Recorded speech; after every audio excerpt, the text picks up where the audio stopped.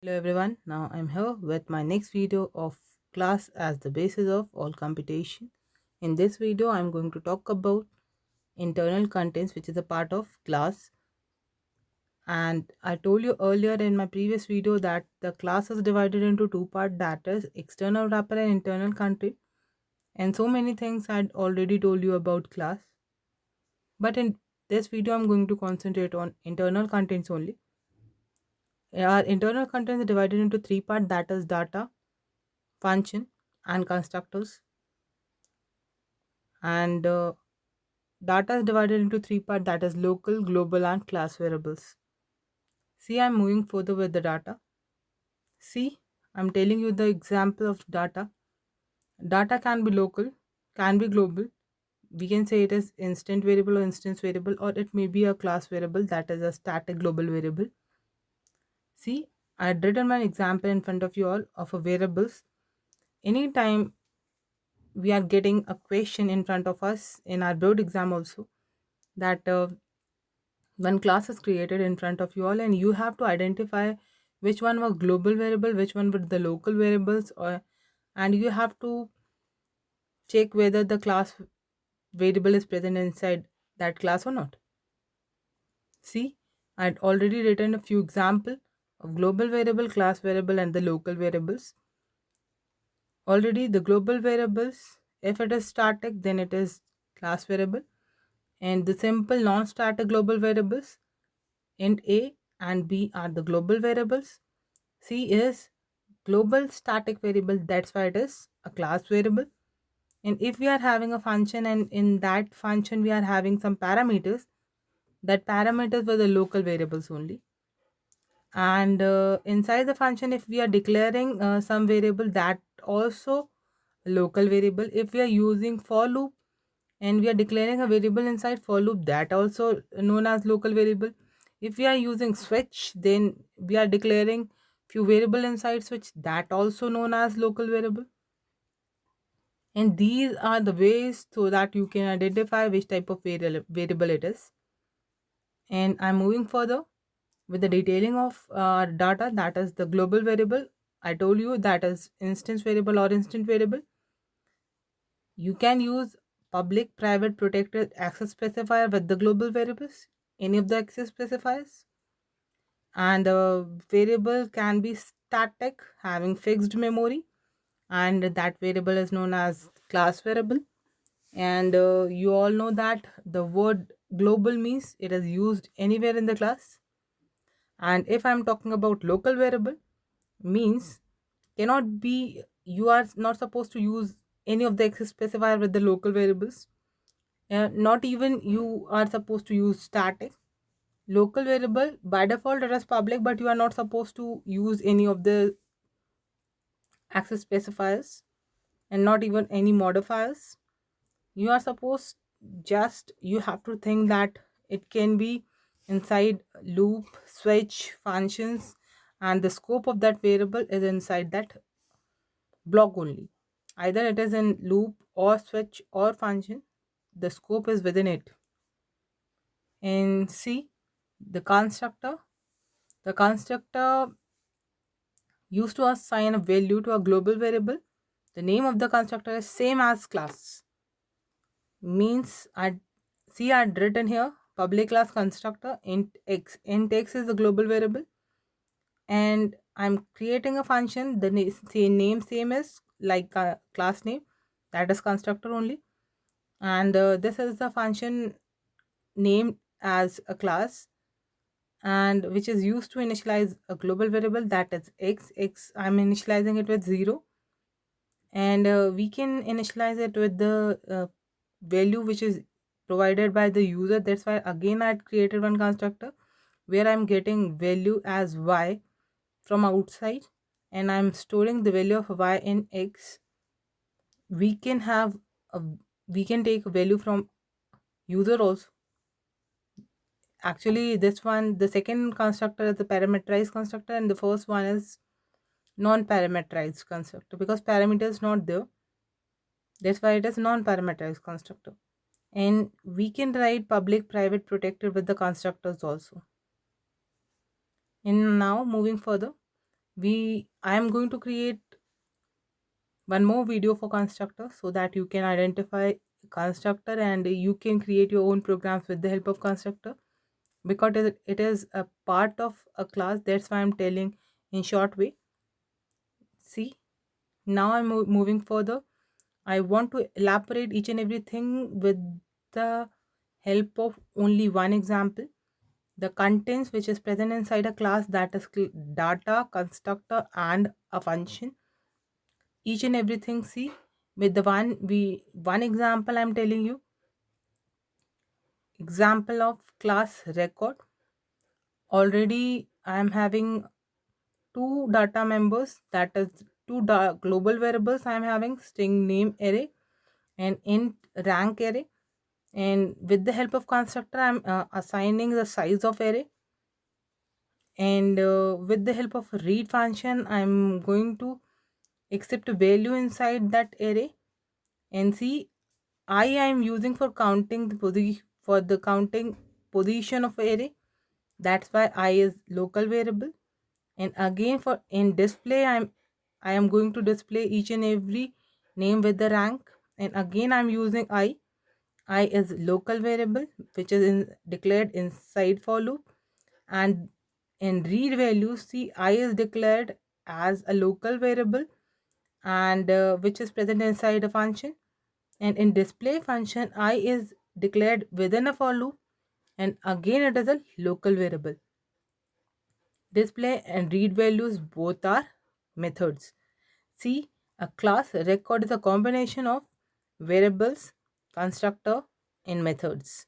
One example in front of you all so that you can identify each and everything what is placed and what we are talking about.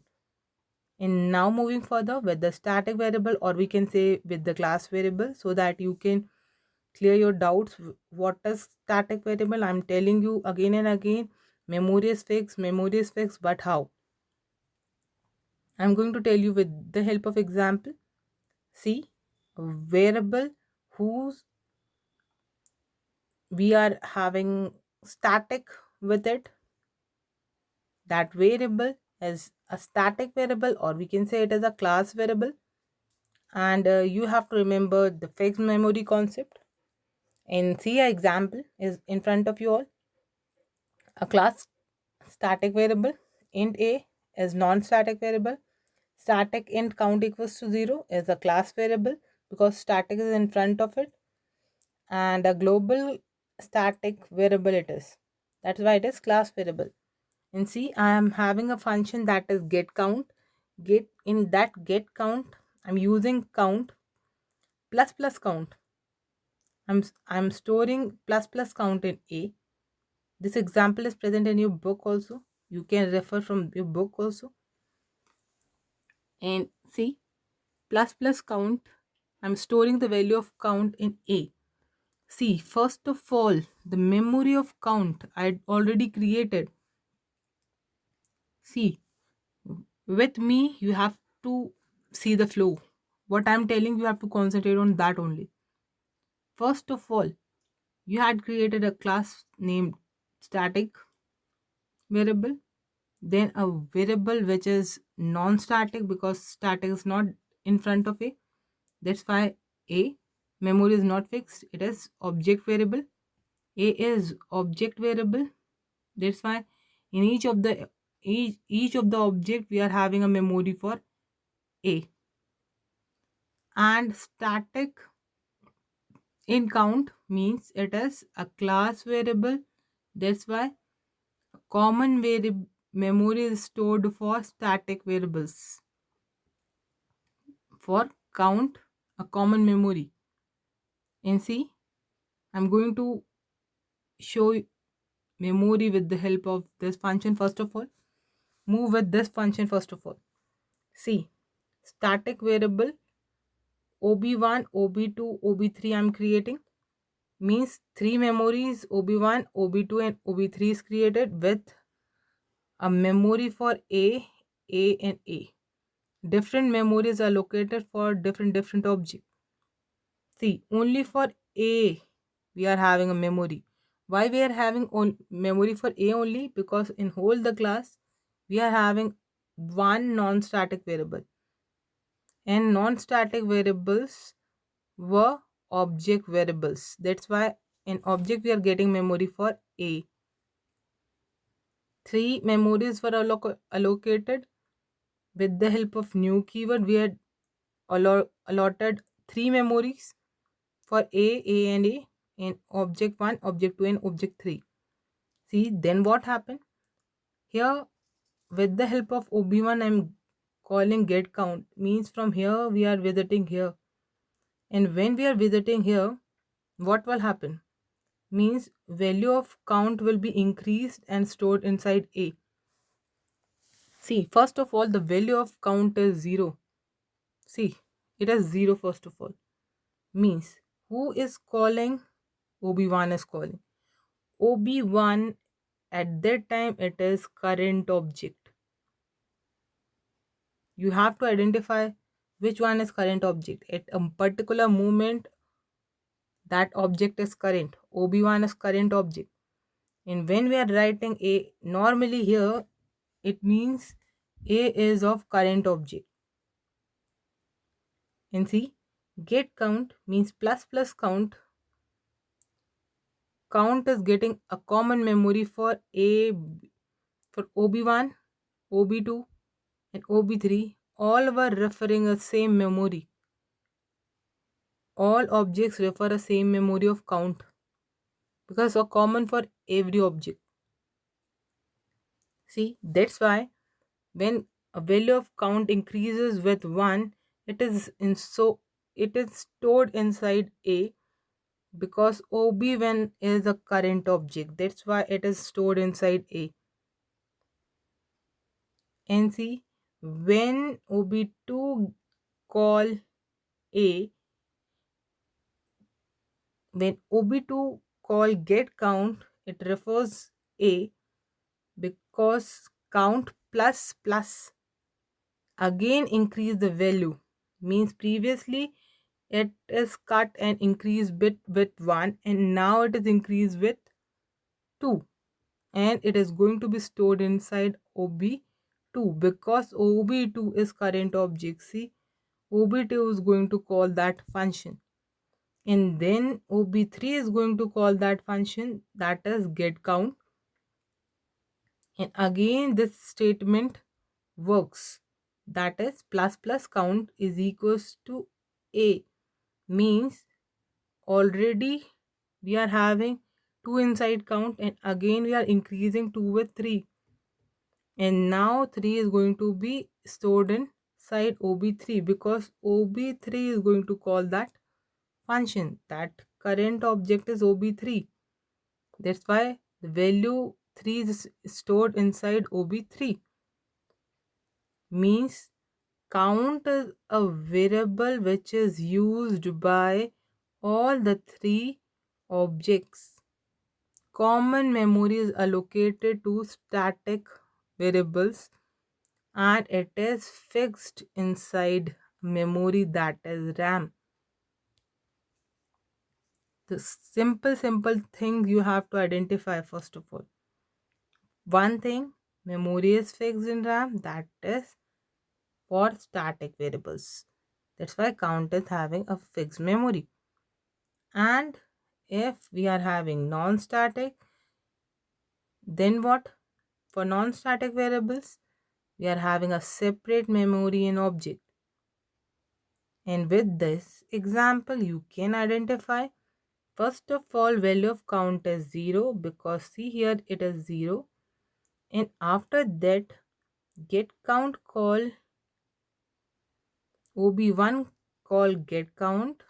What happened in get count? Count values will be increased, means plus plus count. Count is previously 0 and again it is 1. And then so it is stored inside A and A is a variable of current object. Current object is OB1. That's why value that is 1 is stored inside A of OB1. And see, after that OB2 call this because OB2 is current object, call get count. What happened then? Again 1 is cut in, it is counted with 2. And now 2 is placed inside A of OB2. Same thing with OB3. OB3 call this function, and OB3 is current object. That's why when it is increased with 3, it is stored inside here. And see what happened. Because now the value of count is 3, value of A in OB1 is 1, in OB2 is 2, OB3 is 3. And when we are going to display with OB1 and then OB2 and then OB3, what will happen? One by one we are going to display. Means when we going to display OB1 dot display, then what happen? Because we are going to display value of A and count. See, value of A and count. Now count is 3 and value of A is 1. That's why we are getting 1 and 3. Because it is called by OB1. And then it is called by OB2. Then what happened? Count. Again count is 3 only. But the A, value of A is 2 now. That's why we are getting 2 and count value is 3. And when it OB3 is going to call this function, what will happen? When OB3 is going to call this function, then count value is 3 and value of A is 3. That's why we are getting 3, 3. Means count variable is common for all the objects. That's where we are getting 3 for all the objects.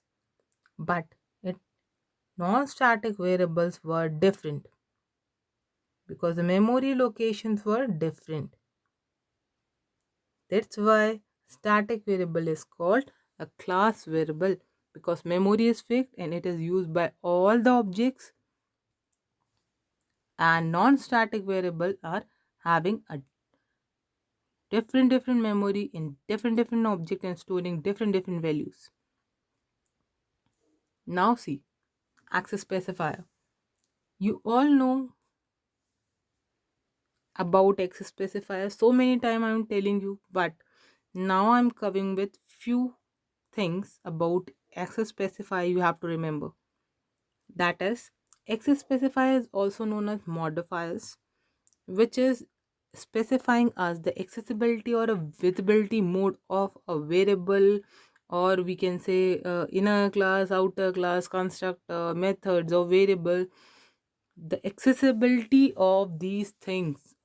We can say it is visible where it is visible, the memory area is visible for another class or not, anyone can visit it or not. See the second point, access specifier indicates the program area is visible during inheritance or instantiation or not. Means we can use it with the inheritance or instantiation or not. There are three types of access specifier. Number one is public. Public is basically used with other class. We can say when we are using public, we can create object of one class into another class, and it is used with the outer class, inner class, or we can say constructors, methods or variables. We can use it with these kinds of things. And the public thing can be used anywhere outside the class by instantiation or by inheritance. If you want to inherit a public class, you can inherit it. If you want to create an object of a one class into another class, you can create it. Means if we are having xyz class, you want to inherit this xyz class because it is public, then it is possible to inherit it.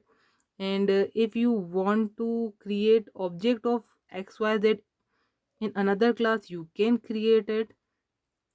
You have to just create object of that class because it is public. You can create anywhere, you can use these classes. And you have to remember that when we are creating private things, we are not supposed to create any outer class. We are not supposed to create. We can create inner class as private, constructor as private, method as private, or variable as private. Private things cannot be used anywhere outside the class. You can use inside a class, but you are not supposed to use outside a class, or you are not supposed to inherit it. It is used in class only. And if we are talking about protected, then you have to remember that outer class cannot be protected. It inner class can be protected, constructor can be protected, method can be protected, and variable can be protected. Protected things cannot be used outside a class. By instantiation, you are not supposed to instantiate it, means you are not supposed to create any object of that. And but it can be accessible inside a class, or you can inherit it. These are the few things about access specifier. These are the important things you have to remember. And for another topics, I'm going to create another video. In this video, I'm covering only internal contents. That's why I'm stopping here. If you have any doubt, then do consult with me.